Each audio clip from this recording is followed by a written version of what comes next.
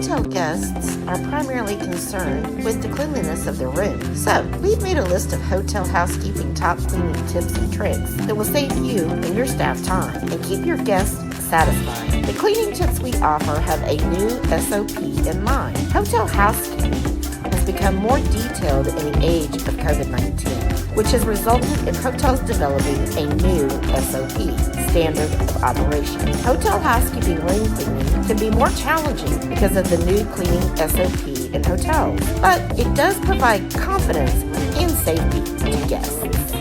Simply because new techniques have been included doesn't mean that the steps cannot be included in speed cleaning. Adding in new techniques may simply mean developing a new cleaning routine without wasting valuable time. This hotel cleaning video aims to provide you some of those tips and tricks to help you or your staff to comply with the new SOP and still get the job done fast. Let's get to it. Hotel housekeeping top tips and tricks. But first, if you're enjoying this video, number 1, create a room cleaning checklist that is in the order in which the guest room will be cleaned. Identify additional COVID-19 precautionary steps added to the new SOP and include the steps on the checklist. When the checklist is followed from beginning to end, backtracking can be avoided and time will be saved. That means work around the room once. Don't backtrack. Go around the room one time and you're finished, except for the floor. Number 2,